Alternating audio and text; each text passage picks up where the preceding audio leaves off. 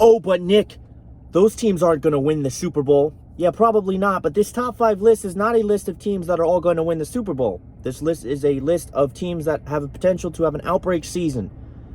2 out of 5 of these teams that are on here, I honestly believe, have a chance to win the Super Bowl, and one of them is mine, so suck it. But this is a top 5 list I made of teams that are, coming off of maybe not the best seasons, but they made a lot of adjustments in the offseason, and they should probably have a solid campaign in the upcoming season. I've got highlight clips and different kind of things like that I'm going to put in here. I'm going to tell you all 5 of these teams, why I think they're going to be actually decent this upcoming season, and why all 5 of these teams have a chance to surprise you and be much better than a lot of people think, even though 2 of these teams on here are already expected to be good this next coming season. This right here is the top 5 teams to watch out for this coming season in the NFL season. Kicking off the list of the top 5 teams that I'm looking out for this upcoming season is the Arizona Cardinals. And you never know where they're coming from, and it's Simmons right up the middle. DeVito right on cue, running for his life, and Isaiah Simmons took him down.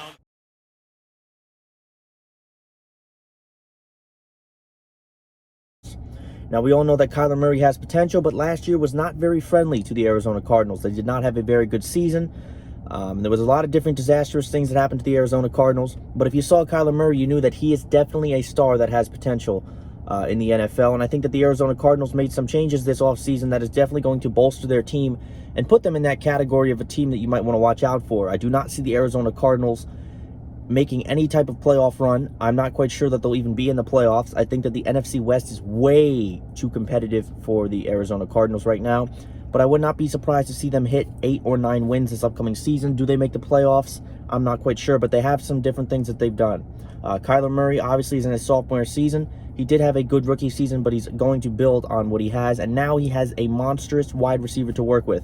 The Cardinals, the Texans were dumb enough to trade DeAndre Hopkins to the Arizona Cardinals, and now the Cardinals have one of the best wide receivers in the game, and Kyler Murray can work with DeAndre Hopkins.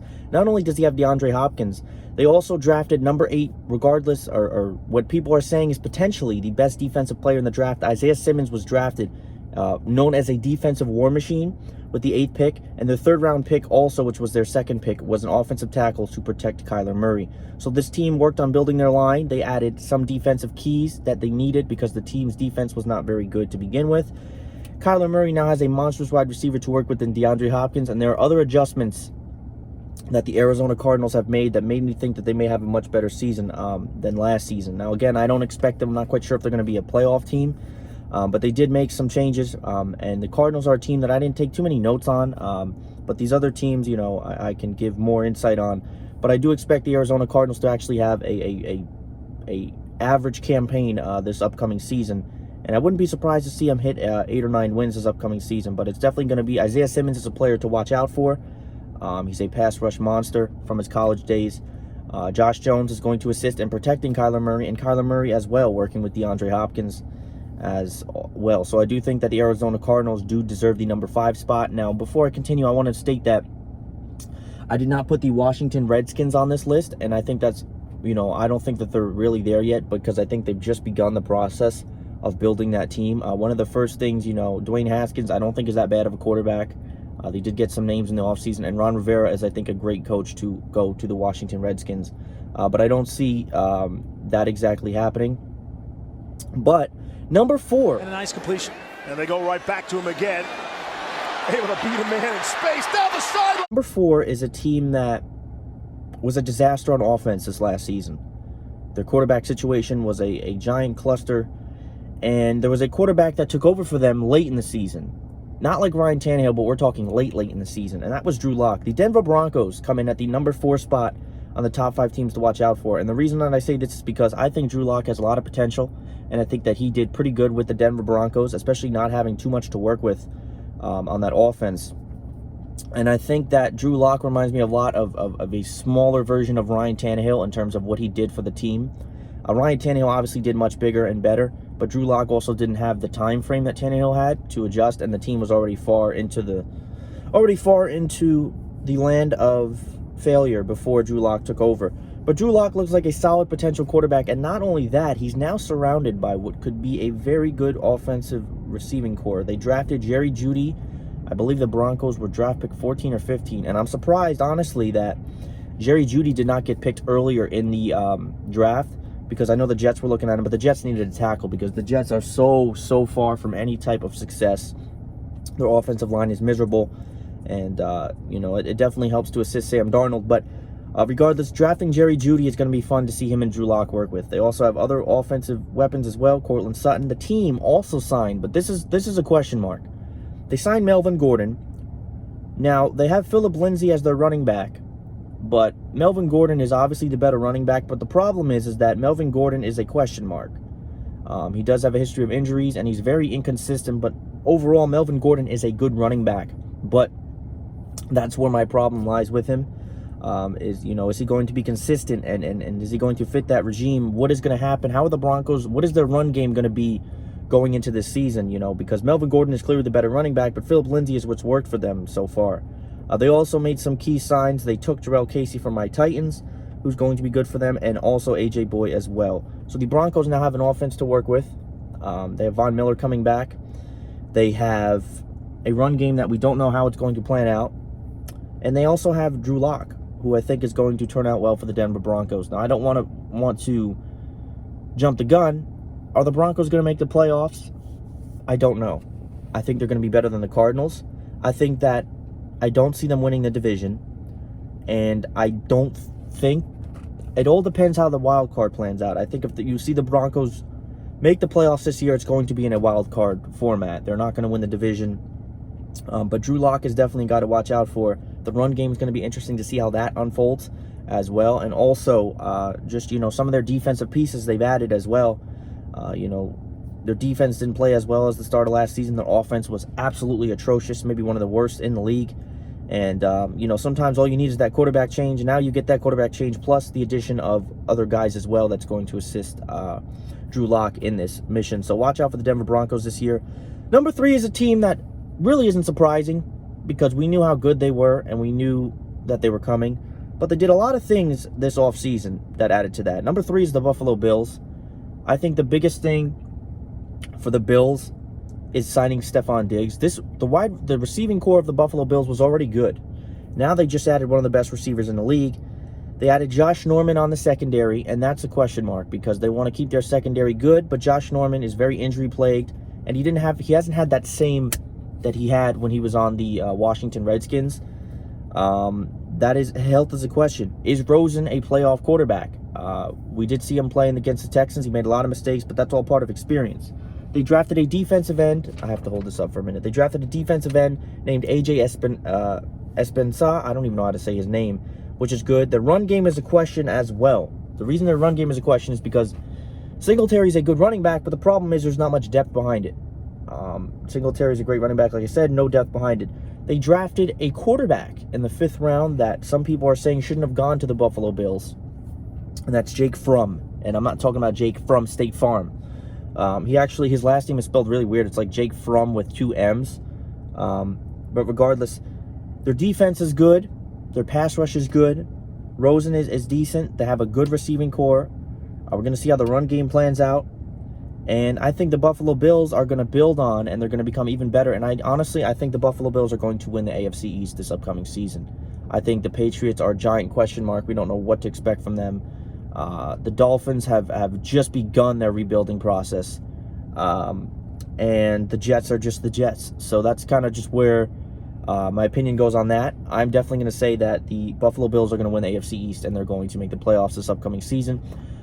These are teams I think are going to have a breakout line. Now, I'm going to, come the summertime, I'm going to do my entire preview of each division, which is much more in depth.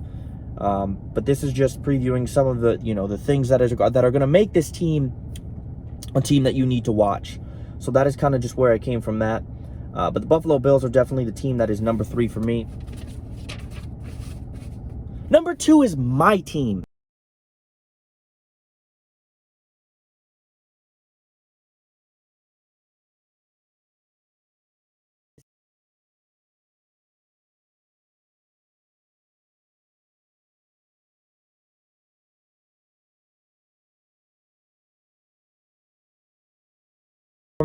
My team, the Tennessee Titans.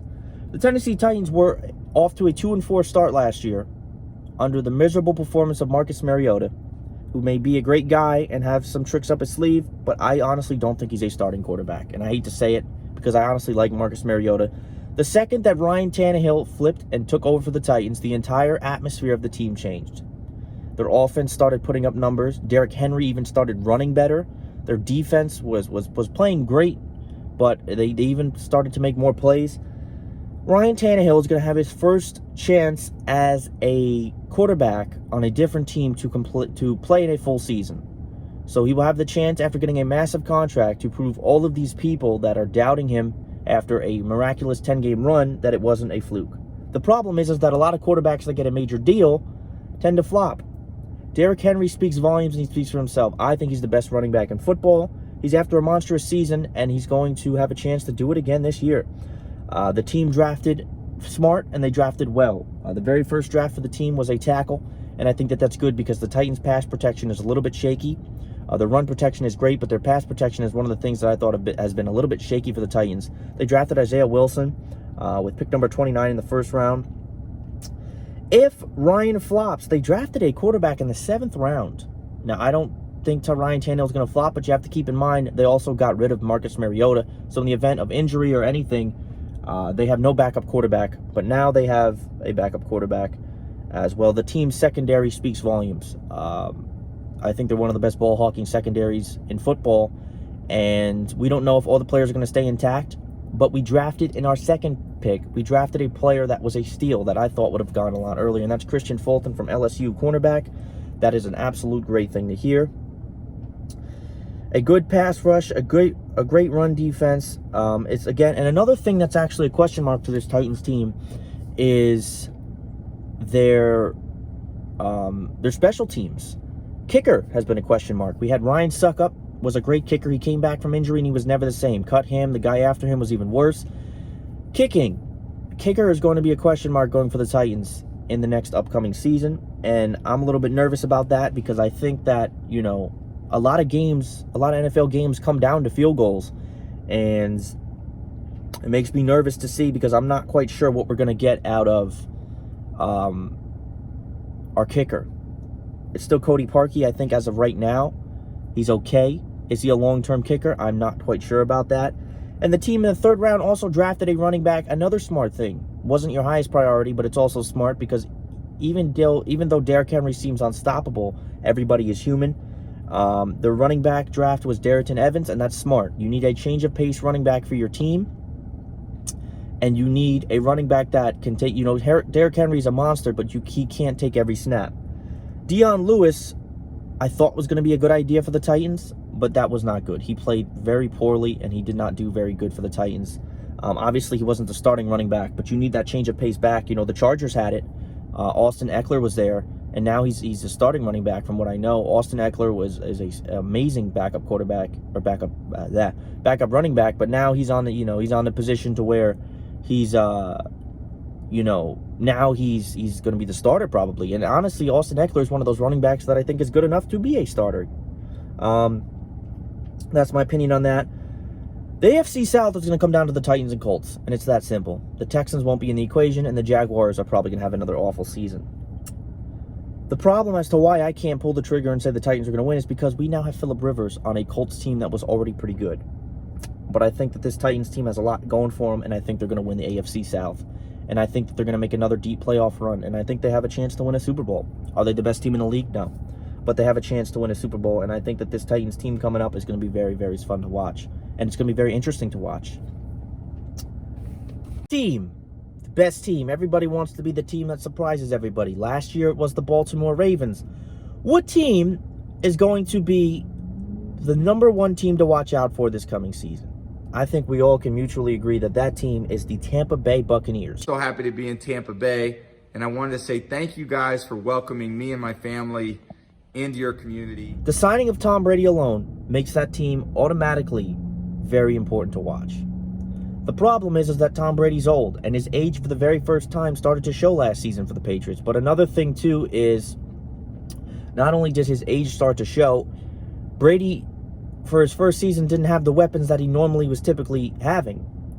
One of those weapons is going to rejoin him on the Buccaneers offense that is already stacked, and that's Rob Gronkowski.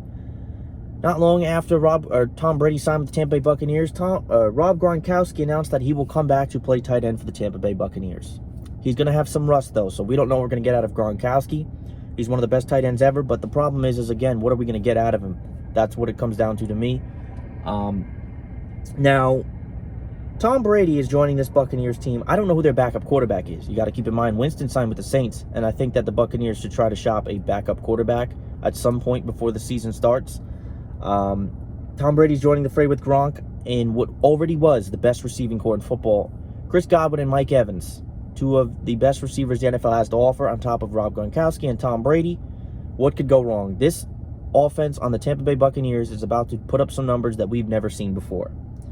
They also, their very first draft was Tristan Wirfs, and that was to protect Tom Brady, and that is absolutely what is necessary. Tom Brady needs to be protected, and if you can protect Tom Brady, you have a good coach, a legendary quarterback, tight end, and two great wide receivers. What could possibly go wrong? They also drafted, their second pick was Antoine Winfield to add to the backfield. The team also quietly built their defense as well. They have an elite pass rush, but their secondary is where the question mark comes for the Tampa Bay Buccaneers.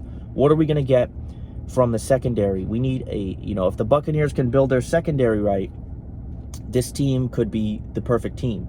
The difference between people getting hyped for this Tampa Bay team and the people getting hyped for that Cleveland Brown team is that Cleveland Brown team was overrated from the jump, okay? They were overrated from day one. I said, watch. I said they're not going to be 13-3. They're not going to no Super Bowl. Maybe they'll be 10-6. They finished 6-10. They finished 6-10. The Tampa Bay Buccaneers are not going to be 6-10, okay? Are they going to win the Super Bowl? I'm not sure about that. Are they going to make the playoffs? Yes. Tom Brady will find his way into the playoffs. He will not be denied. Will he be in the division? I don't know. I don't know. The Saints are right on the outside, and the Saints have controlled the NFC South for quite a while. And that's the question. If the Buccaneers match up with the Saints in the playoffs, there is no question in my mind the Saints will be sent packing again, because Tom Brady has a level of playoff success that Drew Brees, unfortunately, just does not. The Buccaneers are the number one team to watch out for. This is my top 5 list. Thank you, everybody, for watching. As always, stay safe.